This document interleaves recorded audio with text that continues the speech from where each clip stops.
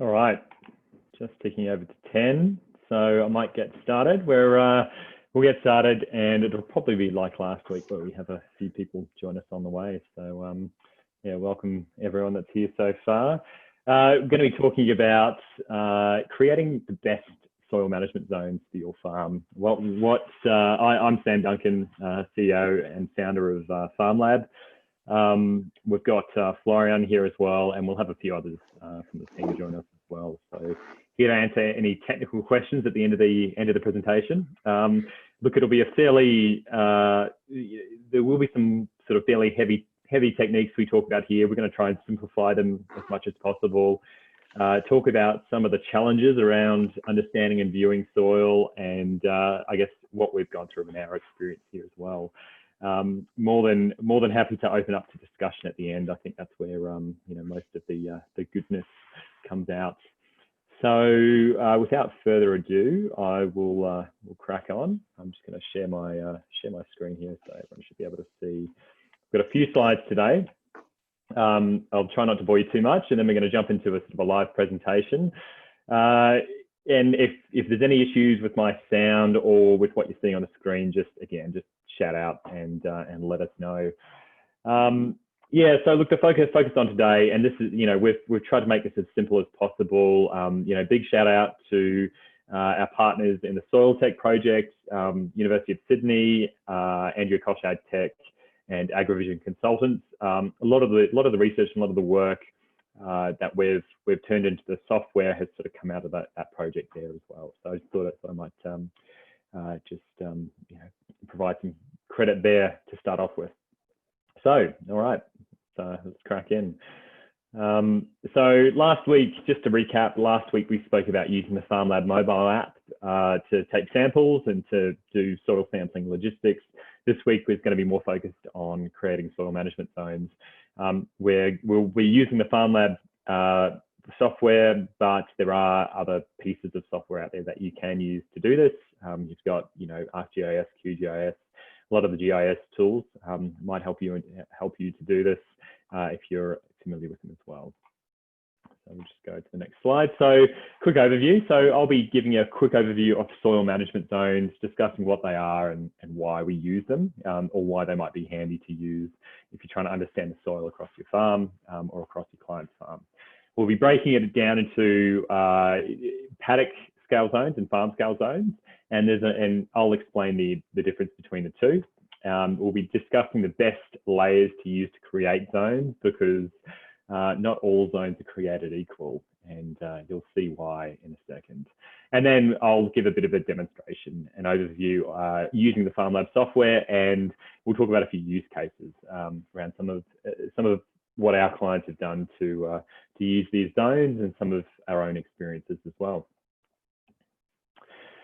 So management zones, fairly wordy. Yeah, we call soil management zones homogeneous areas of soil types, properties, or nutrients, and they are created primarily to help manage a landscape.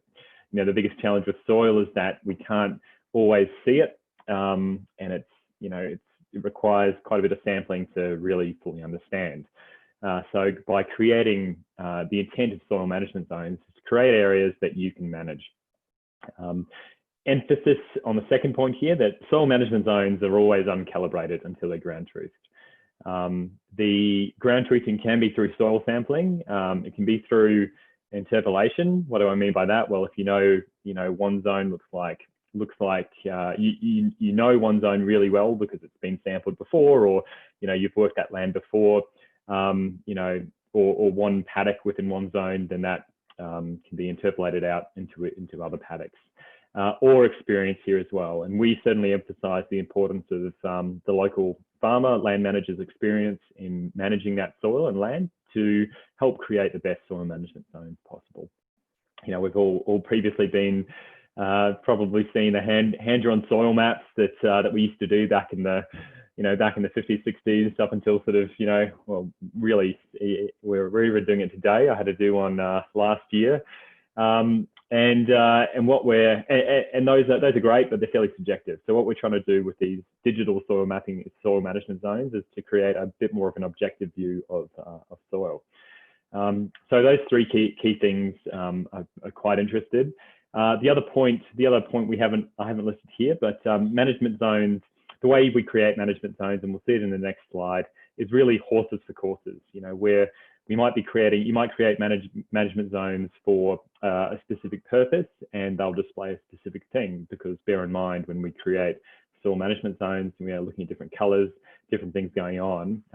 You know, they may pertain to land use differences, or they may pertain to soil nutrient differences, and we'll discuss that in the next slide here. So, well, not the next slide. Sorry, this is a little bit. This graph is really full on. So this comes out of the FertCare sampling guide. It's actually a fantastic graph to explain. It helps us understand statistically the best number of samples to take over a given area for the most accurate picture of soil. Now, where do zones factor into this? We're not going to dwell on this too much, because today is really going to be about zones. But I want to emphasize this here. So in a standard, relatively variable soil, which is represented by this black line here, to be within 15% of the true value of that soil through soil sampling, you need to take around about 40 soil samples. So that's an interesting point. The benefit of zones and where zones factor in. Well, if you can create zones, depending on what you're sampling for, that you know, basically homogeneous areas of soil, you can reduce the variability of the areas you're sampling, and then potentially bring this figure down here to a lower point. And so bottom line, if you create zones or stratify an area, you should have to, depending on what you're sampling for, and you make sure that the strata are correct or in line with what you're sampling for, we'll discuss that in a second, you should be able to take less samples to get an accurate understanding of what that soil is doing. So fairly wordy there. I won't dwell on that too much. There is the FertCare sampling guide, which we highly recommend you use when you're doing any sampling. That does dwell on this in more detail, and it does touch on stratification and zoning as well. So, all right. So two key concepts we're going to talk about today: farm scale zones and paddock scale zones, or farm zones and paddock zones. Yeah, all right. I'm going to try and I'll try and keep this really brief. You know, a bit of a summary down here, but basically, farm scale zones. What we're doing is in the FarmLab software, we normalize all of the data across the farm. What does normalization mean? Well, at one end of the farm, you might have you know, a low reading of let's say elevation, right? You go down to maybe 0 meters elevation. Let's say one end of the farm is at 0 meters, the other end is at 150 meters. And what we do when we talk about normalization, we just call the lowest point 0 and the highest point 1. And then that gets put into the algorithm to create the zones. And all we're doing in that case is just across the entire farm, the lowest point gets called 0, the highest point gets called 1. That's the case for NDVI, for EM38 surveys, anything that are used in the zoning.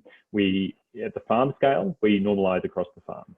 Paddock, if the farm scale stuff made sense, then paddock is just, we're normalizing it within the paddock. So for example, if elevation across a single paddock goes from 30 to 40, that you know, the lowest point is 30 and the highest point in that one paddock is 40. Well, at that lowest point, we call that lowest point 0 and the highest point 1. And we do that for every individual paddock, which means we get zones for independent zones for every individual paddock. And again, I'll show why that might be useful. I'll say it right here. So at the farm scale, really what we're looking for, the most useful use of the zones that we've found is trying to understand soil properties across the farm. So we normalize the right data sets across the farm, or the right layers, and we create zones that reflect soil properties, or homogeneous areas of soil properties, so sandhill clay, and even land use categories, and we can talk about how we've drawn that out.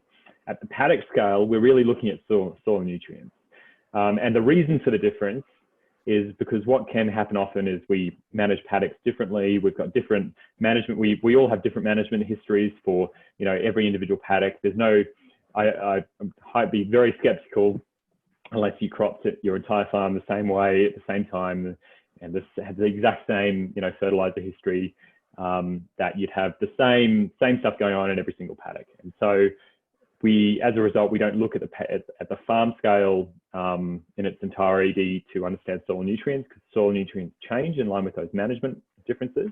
We only look at the individual paddocks. Again, we'll touch on this more when we get to the live demo. So some of what I'm saying, again, it's quite wordy, but we'll get to it. The bottom line is, at the farm scale, we really look for those soil properties, and we look to create soil management zones that reflect soil properties. At the paddock scale, we're looking for soil nutrients, and we're looking to create zones that reflect soil nutrients, or rather, a better way to describe it is probably yield limiting factors. We talk about how that's the case. We'll flick on to the next slide now. So we'll jump into a bit of a live demo. So I'm just going to switch over my screen, and we'll jump in. So what I'll be showing you today is the current version of FarmLab. Hopefully everyone can see that. Just give me a thumbs up there, Florian or Ed, if you can see that screen. Yep, brilliant. So, great.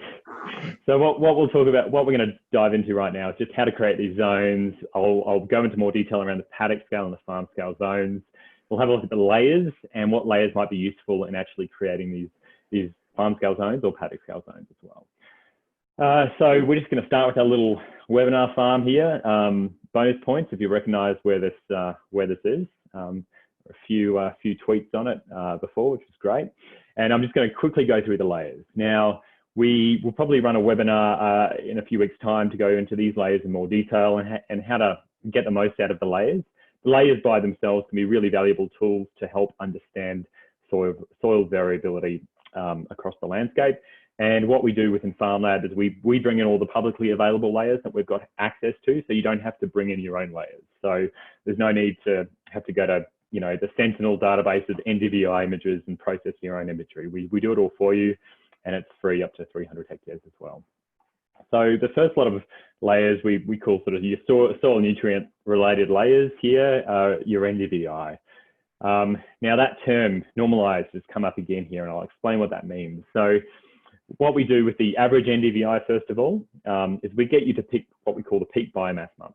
So that's the month of the year where generally you've had, in a cropping system, it's right before harvest, when you've got that peak biomass across the crop, across the paddock. You can vary it paddock to paddock if you've got different paddock histories, and you simply do that by clicking on the paddock itself and then editing that paddock. And then you can reselect the peak biomass month. And we'll just go back into the NDVI. For a grazing system, it's usually the time where you've got the highest pasture biomass. So we're looking at, generally looking at after the high rainfall periods in your region. So up here in New England, generally pick February, March. Down south, where where a lot of these farms get winter rainfall, you might be looking at June, July. So we then take all those images, we look back 7 years, and we average all of the imagery back 7 years. So we call it an NDVI stack. It's a term used quite a lot in ag tech. And what it helps us do is understand the variability of the soil. This image here, look, it's looking pretty orange. What we've done is we've taken the standard, basically the NDVI standard. We've called the lowest end sort of orange red. It's sort of a bit more red or black than what you see here, and the highest end of that scale is blue. And you can see there's not a whole lot of blue in this case until we flick to the normalized NDVI. So if you remember what I was talking about before around normalization of NDVI, we've called the lowest point in the paddock 0 and the highest point 1. And we've actually done that across the farm for NDVI to give you a bit more characterization around the variability of the soil. Because remember, what we're doing here is we're averaging every single year for that peak biomass month to look at the consistently good performing and the consistently poor performing areas of those paddocks. You can see here, these areas down here are consistently poor performing over the last 6-7 years. These areas are consistently high performing. We'll talk about how we use that in a second. It's tricky. There's a lot of research. We talked to a lot of our partners about how they do it. We certainly don't recommend you use this at the farm scale. And when you use this data at the paddock scale, there's a few things to bear in mind. I'll mention a few of them now. So these poor performing parts of the paddock, we don't know why they're poor performing. It could be nutrient related, it could be water related, there could be many yield limiting factors that contribute to this. That's important to think about when we go into zoning this paddock, because if we were to zone this paddock here, and I'll show you the paddock scale zones when we get to them, this would show up as a single zone. If you were to take a transit sample off that single zone, average the results, you may get, it may indicate a nitrogen deficiency. But what you may find is that, well, the reason this part of the paddock is poor performing is different to the reason this part of the paddock is poor performing. So really, really important that you think about that before you go into, doing a transit sample across that one zone. Grid-based sampling is always better. Grid-based sampling will always help get a more accurate indication of, I guess, the variability across that paddock or across that area, and that's, if you're after accuracy, I think grid-based sampling is really the way to go. Second down from that is probably taking individual samples. We use a tool called Latin Hypercube sampling, again out of that Soil Tech project, to help us sample the variability of that zone. Now, if you're taking separate samples across that zone, it should give you an indication as to what the yield limiting factors are across each of the variable points of that zone. But again, it's a question of accuracy. Are you taking enough samples across that zone? What's the cost of doing that, et cetera, et cetera. So we could dwell on that. We'll actually go into that probably more next week. We've got an exciting announcement for next week's webinar. Today, we'll just focus on the zones. So we've just been through NDVI. I'll talk very briefly on elevation. Makes a lot of sense. It probably doesn't need a whole lot of description. The blue is the high, the red is the low, and this is sort of moving down to the lower elevation areas down here. It's probably no surprise that there's a bit of correlation between the NDVI and elevation in that respect, where the waters, we've got more alluvial soil down the western part of these paddocks. And we've got the gamma radiometrics. So I will talk about gamma for a little bit. It's important. It is a relatively important layer. We use it if there's within Australia. CSIRO use it as one of their what we call covariates when they create their soil and landscape grid maps. It's a remotely sensed form of data. CSIRO actually and Geoscience Australia started flying aircraft to collect this data back in the mid-90s as part of the mining boom, because it's a good way to find minerals. And what science has started to show us is that it's actually a really good way to indicate clay within soil or soil properties. And so there's been a bunch of research, particularly out of Western Australia and CSIRO. There was a GRDC paper on it last year that looked at using gamma and EM38 surveys as a proxy for understanding soil types and soil variability. Very, very accurate, and some really good research out of the West there. There are 3 different spectrums. You've got K, potassium, TH, thorium, and U, uranium. And the sum of those is called total count gamma here. When in doubt, total count gamma is the way to go. And what we suggest you do is to toggle through and see if you can draw a comparison between your soil, the soil properties across your farm or your client's farm and what you're seeing here. So you can see here that there's what we've done with the color scheme as well is we've standardized it. So the highest value that we've seen in Australia, we call blue in this case, and the lowest value is red for each of these spectrums. And so what you're seeing is a relatively low sort of thorium gamma relative to the rest of Australia. So this is currently unnormalized data, just to be clear on that. And again, that's important when we come to the zoning. And you got uranium gamma there. Uranium gamma radiometrics often depends on the soil forming material. So if you've got a granite based soil, uranium gamma will come out really well. Basalts, TH and K gamma generally indicate soil properties and display really well throughout the farm surveys.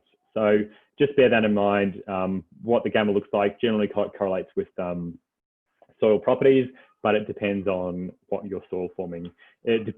Soil parent material is, with the spectrum you use depends on the soil forming material, if that makes sense. So those are the layers. Now, combining them. So when we talk about soil management zones, we don't just split a single type. It's not best practice always to split a single layer into 3 different zones, because all we're doing when we're creating those zones is basically saying, all right, well, here's the low performing, here's the medium performing, here's the high performing, or here's the low end of the spectrum. You can see the spectrum down here. I'll toggle to gamma. Here's the low end of the spectrum, here's the medium sort of end, here's the high end. That's great, but it's not always a one-to-one ratio between K-gamma and soil properties, or NDVI, as I said, and nutrients, or elevation and properties. So there's always a raft of things going on. You've got different soil forming factors there as well. Soil shifts from high to low. You've got climatological effects. So what we recommend when it comes to farm scale zones is that you use a combination of these data sets to understand the soil properties across your farm.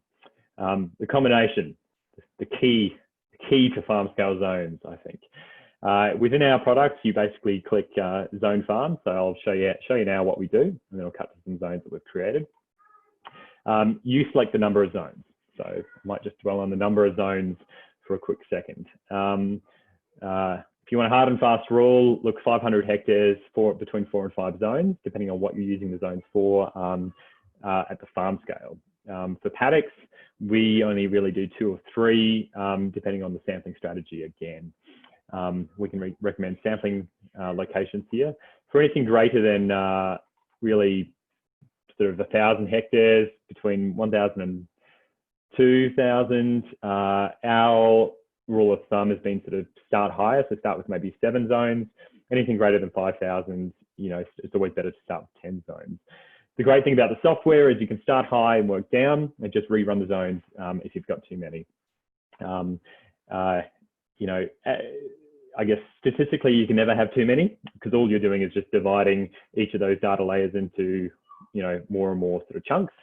But are you going to be able to sample each of those zones independently? So there's a function of cost there as well. And really what we're creating zones to do is to help inform sampling strategies to get the most accurate results. So we've got the ability to recommend sample locations. You can tick that and we'll give you some sample locations across each of those zones. I'll untick that for now. And then we allow you to select which zones you use. So farm scale zones really only recommend elevation and one of the K-gamma layers. Start with elevation, and we start with K-gamma on this farm because it's property, we know K-gamma influences soil properties. The magnitude here is 1:1. So all we're saying is that they'll be combined at a 1:1 ratio. Now, I'm just going to go back a second and just say, all right, what would happen if we used NDVI to create zones, and NDVI by itself across the farm scale? It was a question I touched on before, and there's been a lot of discussion around it. And I just want to emphasize what happens if we do that. And so I'll go to one we prepared earlier, but if I wanted to do that now, just hit start. Don't want to have to wait for the processing. So here's one we prepared earlier. So these are zones created across the entire farm using just NDVI. We'll just scroll down here. So we'll just ignore that last one there. We'll just go with average NDVI. You see there's 3 zones created across this farm. You've got the lower portion of NDVI, which is reflected by that blue aqua zone, the pink zone, which is sort of the medium values of NDVI, and then the yellow zone, which is the higher value. So NDVI is a measure of biomass. So really these yellow areas you would think are, the higher performing areas. But, and there's always a but. So the challenge here is that we've done this across the entire farm. What if we grew different crops, so we had different management between the paddocks? All of a sudden we start, well, this yellow zone here in this paddock is you'd assume that's the same as this yellow zone over here, but well, what if this paddock was grazed and this was cropped? What if this paddock was barley and this paddock was wheat? The data we're using is just split the same way, so it's not necessarily going to be entirely accurate when it comes to reflecting the true, I guess, soil nutrients or soil properties across that farm, because really what we're looking at is biomass. Biomass does change between crops. So wheat, the peak biomass value for wheat might be 0.6, for example. The barley peak biomass might be 0.8. Now that means that if this was a wheat crop, the peak biomass would be the yellow and the pink, whereas the barley might be just the pink. So really, really important here. The bottom line is don't use a single variable. Don't use NDVI across your entire farm if you've got different management strategies. Now, we don't normally come across people that do, but it can be one of those tricky points that you find when you're creating zones. Is there's all this influence with NDVI, especially around the paddock histories and what's going on. So bear that in mind. We might move to a better farm and follow our best practice next. So this farm here, we're going to go with the standard, in our case, K gamma, because we've identified K gamma is a really good way of reflects soil properties relatively well, and elevation. So we're going to use those two to create zones again here, and we'll have a discussion around what that shows here. We've got some sample points there too, which is great. So I'm just going to slow down a second. You can have a look, and I'll talk through each bit by bit. So these are zones that we've used a combination of potassium gamma radiometrics and elevation to create. We've done that at a 1-to-1 ratio as well. So all we've done is we use a tool called K-means clustering, and we've taken both of those dimensions and smushed them together. What we see here in sort of the graph, we include a little histogram to sort of tell you about what each of the zones means. It looks complicated, it's not. It's actually super, super easy to understand. I'll tell you how to do it now. So all we have here, the color of each of these little sort of peaks reflects the zone, and all we're looking for is a separation in the peaks. So the yellow zone here, you can see the yellow zone makes up this lower portion of elevation. What does that mean? That means the yellow is that lower end of elevation. We'll cut to the far right, and that green zone here is the higher portion of elevation. So you can see that this green zone, this green little peak over here, that's sort of the higher portion. So that's what you want to look for first, is the separation of those peaks, because that's going to tell you what the zone is explaining. Now let's just cut back for a second, because we've also used K gamma here. So wait a second, all right, we've got this yellow zone, it's showing it's the lower portion of elevation, but up here, oh look, it's the lower portion of K gamma as well. But wait a second, the pink zone, the pink K gamma zone overlaps with the yellow zone in the K gamma graph, which means they're kind of telling you the same thing in relation to potassium gamma radiometrics.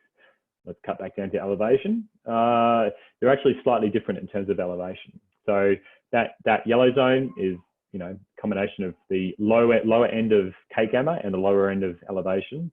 The pink zone, on the other hand, is the lower end of K gamma, but slightly higher part of that elevation. Why is that important? Well, we're combining multiple, statistically here, we're using multiple dimensions, and we're giving you a single 2D image to view them in. It's really easy to get tripped up and just see these colors and just say, yeah, that's the variation in soil. But if you know that, let's say, elevation has no correlation with your soil properties, but your zones are split by the various levels of elevation, then you should probably rerun the zones, and they're probably not accurate zones. So these help determine accuracy.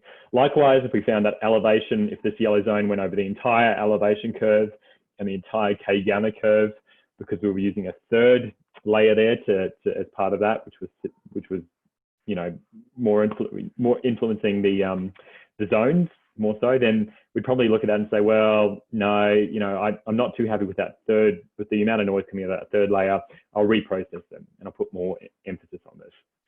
So I'll give you an example of that now, and I'll explain exactly what that means and what that looks like. So I want you all to take a mental snapshot of what you're seeing here on the screen. You can go and do this for your own property. This is at a 1-to-1 ratio. We've used K gamma and elevation. What we've got here is quite a bit of overlap in the K gamma and quite a bit of separation in the elevation. So these zones are really reflective of elevation with maybe a little bit of that gamma noise coming through. But what if our elevation went from, only went from 10 to 20 meters or 10 to 15 meters, and there wasn't huge amounts of elevation? If we were getting these graphs for a small amount of elevation, you'd probably look at this and say, oh, over that area, there's probably too much noise from elevation. It doesn't have that much of a relationship with the soil properties. I want more emphasis on K gamma. And you go back and adjust the ratio. So we'll talk about that now. So when we create zones, zone at farm, you would have seen before we had sample locations.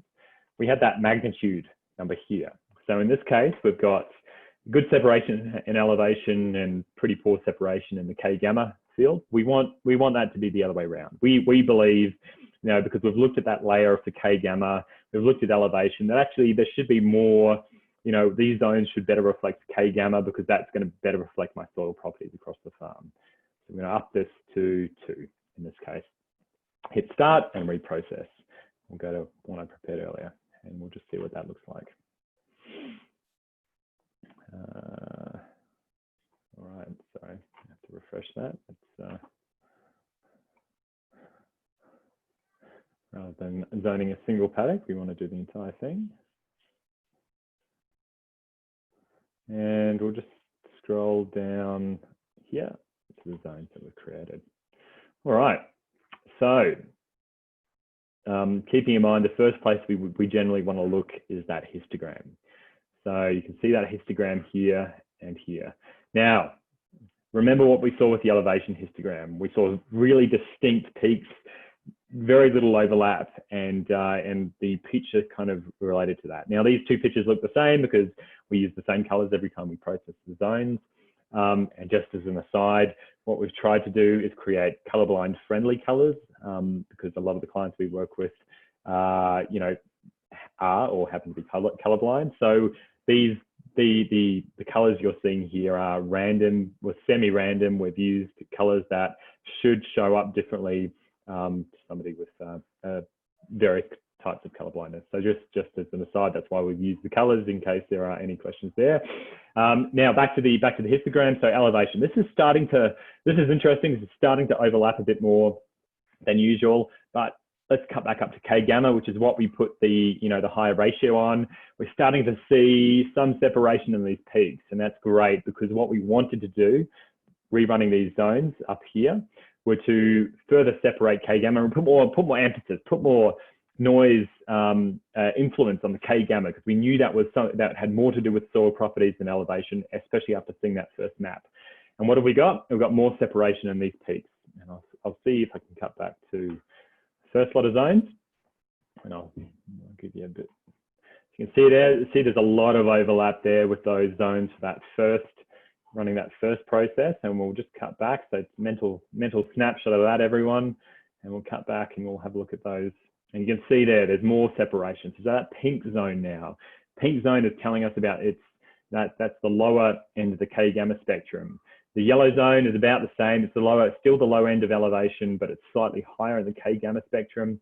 And then moving up, and that green, that very high end of the K gamma spectrum is that green zone. And I probably should have said, what we generally find through our experience is that these higher ends of K gamma generally correlate with a more sandy, gravelly soil, or really just simply put, less clay.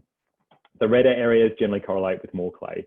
Now, the depth is another thing, and we haven't even gone into depth, but that's why we generally include elevation, because what we can find is that, well, this might be a higher level of clay, but to a lower depth than the sandy soil is up here. So just as an aside. But back to the histogram. So really important we understand the separation of the zones, that we're using various dimensions here to create, to bring together to understand soil. The next step, of course, is sampling these farm scale zones and understanding what the properties actually are for each of these zones, because we can create zones in the office until the cows come home, but unless we get out there and take a soil sample, we don't really know what these are telling us. Or get out there and really ground truth it if you haven't been out to that farm before. Now, for the farmers in the audience, you guys are super lucky ducks when it comes to creating these zones, because you can just rerun them until you're confident that what you're experience has shown you and what you've seen out there in the paddock is accurate. For the agronomists and consultants that we work with, it can be a bit of trial and error, but if you've got experience in the region, you might know that, oh, well, you know, K gamma is the layer I need to use, and you know, the lighter end of K gamma generally reflects, you know, X, Y, Z. So really good there, and we can go into that in a bit more detail. So I'll now talk about the paddock scale zones now. So we spoke briefly about paddock scale zones, and I just want to dwell on that. We'll save questions until the end if we can dive back into the farm scale zones right at the end. So paddock scale zones. We'll just cut back to our first farm here, which was the big no-no, which was us creating zones using NDVI across the entire farm. Don't do that. Terrible idea. No, not a terrible idea. You can do it. You can do it if you know what you're doing. It's just, and we do have users that do it, but it can be tricky. So unless you know what you're doing and know how you're sampling and can justify it as part of your sampling strategy, don't do it.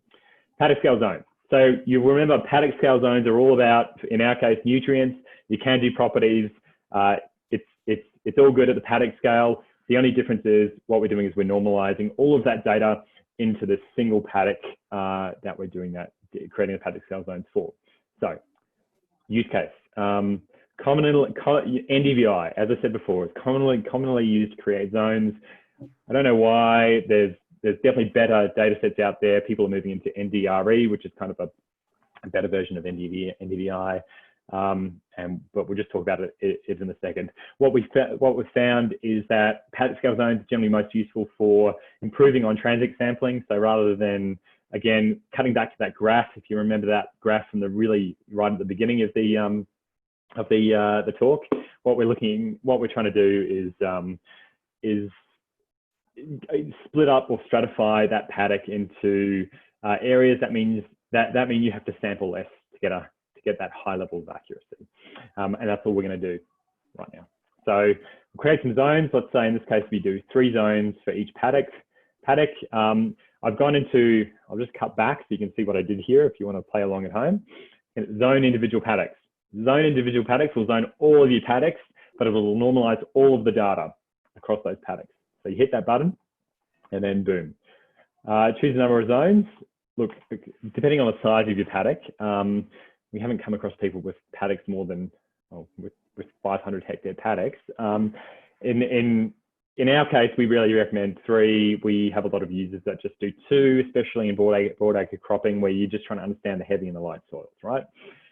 Again, how to understand that is a matter of what layers you use, but we'll stick with 3 for now. Standard cropping system, we want a high, medium, low. We want high, medium, low zones, and we'll just use, untick that, and we'll just use NDVI. And whether you use normalized or standard NDVI, it doesn't actually matter. They're the same metric when it comes to creating paddock scale zones. This is normalized across the paddock, and this is standardized, but if we use them by themselves, there's no difference there. So we hit start, and surprise, here's one I prepared earlier. Ta-da. All right, so let's have a quick discussion around this. If you don't see it on here, just scroll down so we can see there the average NDVI. What is this telling us? That's all right, I'll explain. We can talk about it at the end.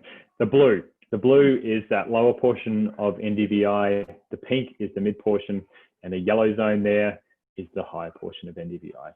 Does that correlate to a specific yield limiting factor? No. And the importance here, I need to emphasize that this blue zone, sure, it might be the poor performing area of the paddock, of this one paddock, but it could be for multiple reasons. You know, you might remember this part of the paddock down here is lower in elevation, probably more alluvial soils, or at least better water retention. It might be a yield limiting factor like nitrogen that causes the low portion of biomass consistently over here. Whereas up here, it could be water because you've got a higher portion of that paddock. You don't know until you sample. The key thing is if you want an accurate understanding as to why these are, what the variability is due to, you don't want to take a transient sample or combine all those samples into one single aggregate to be sent off to a lab. Really, really important. when it comes to accurate sampling. Again, we'll talk more about sampling later on down the track, probably in another webinar today, not today, but really important to emphasize. We can toggle on all these other paddocks as well. So we've created, keep in mind, we've normalized it per paddock. These are 3 zones per individual paddock. So the pink zone here does not correlate with anything, has nothing to do with the pink zone over here. So, you know, that's why we only show 1 paddock at a time. So that if we would show all the paddocks at one time, then the yellow zone would look like it was the same yellow zone across all of these paddocks.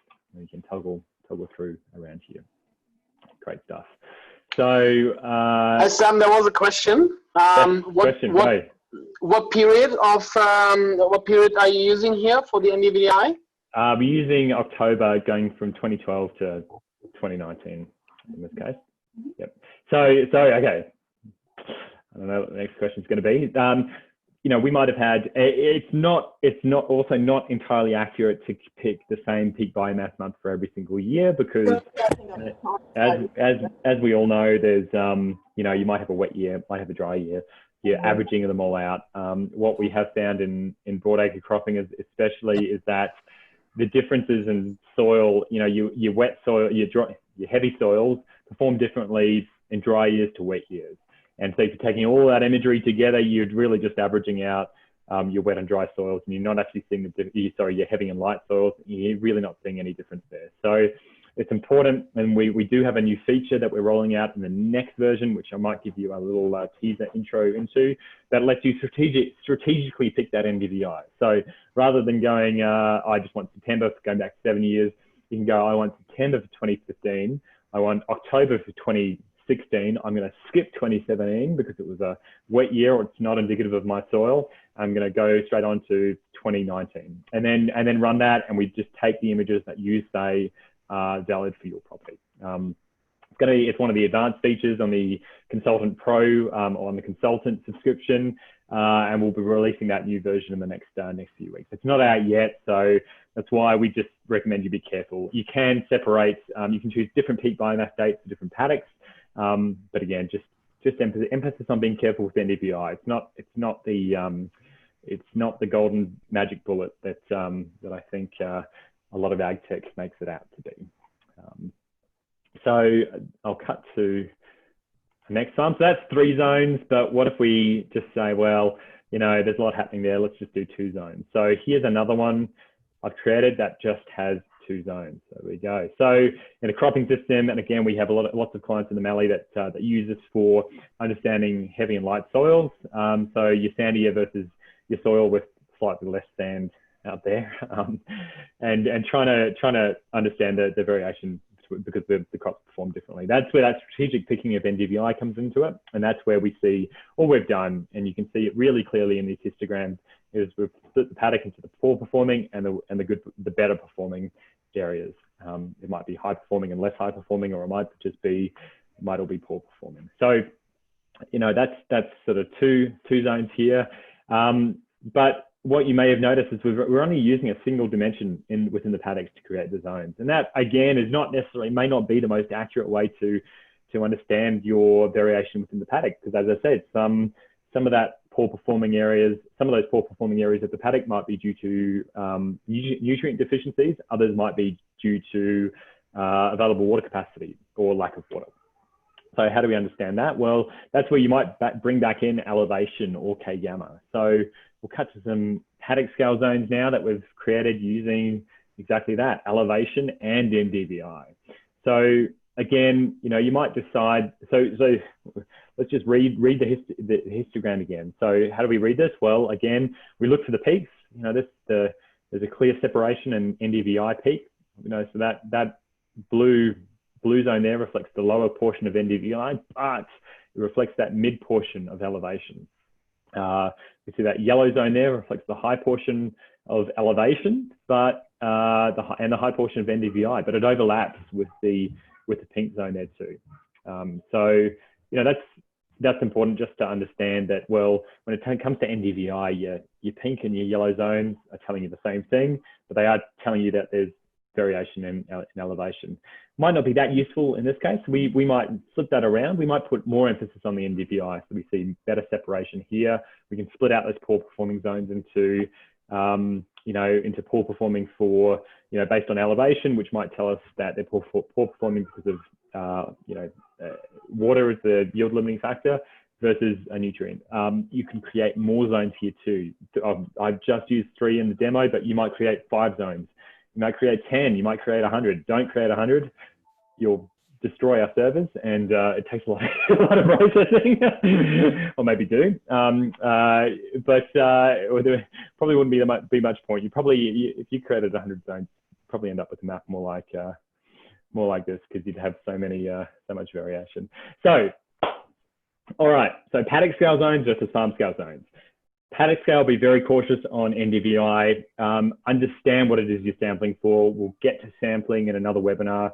Use the zones to help inform your investigation into that specific paddock around why it's poorly performing. Farm scale zones. Farm scale zones, a fantastic tool. Everyone should get one. Everyone should make one for Christmas. In fact, go out and make one right now.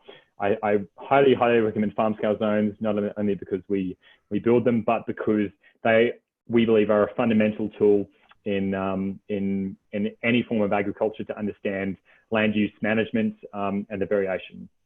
So a few use cases that we've worked with our clients on around these farm scale zones, informing land use across the farm. So where we've got, for example, we've been out able to ground truth the zones. We found they're accurate for indicating soil properties.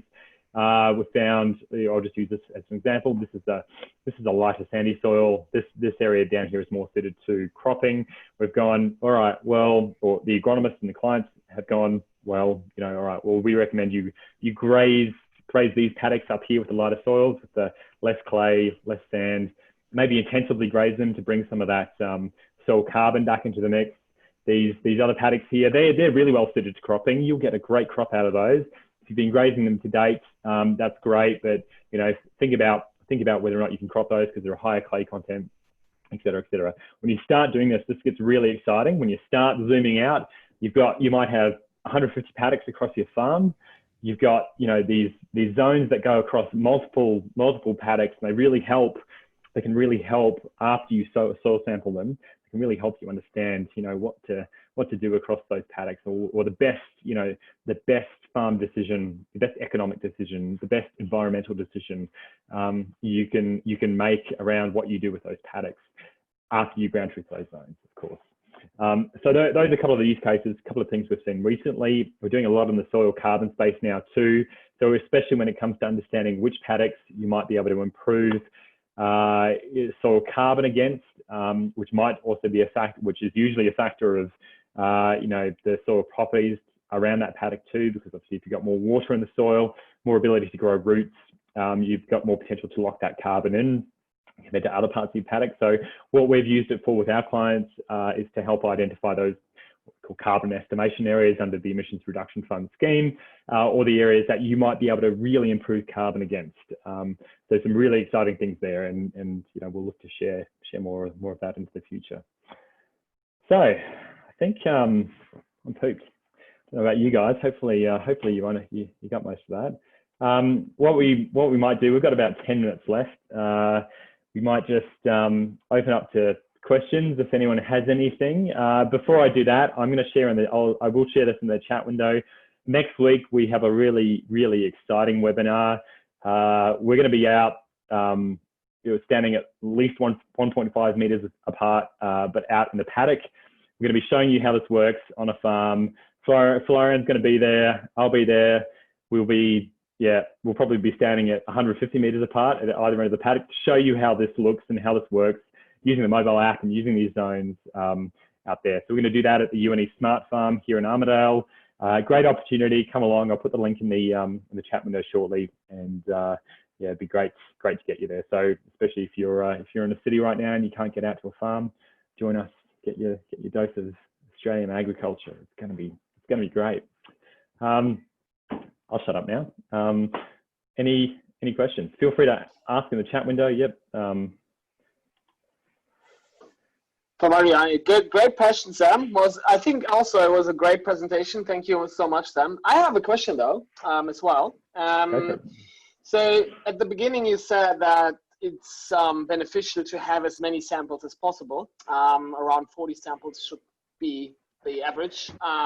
If you're not stratifying or zoning, yes, 40 yes. samples.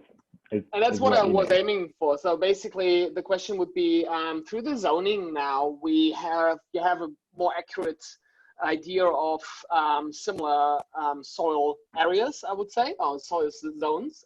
So is that actually give you the opportunity to take lesser samples, or would you still recommend to get as many samples as possible?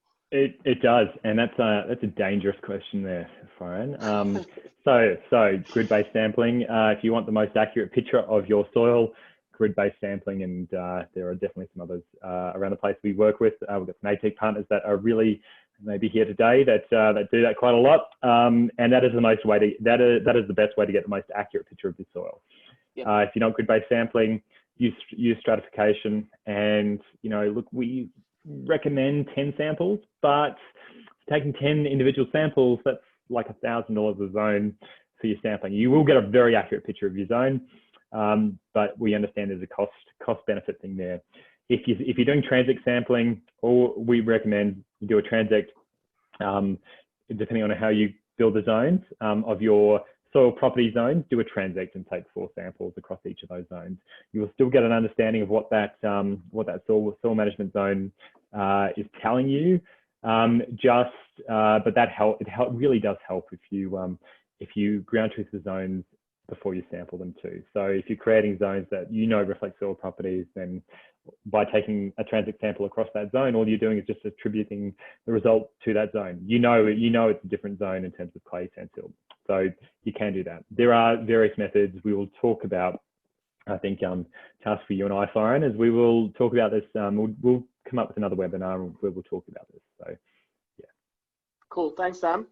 Any other questions from the participants?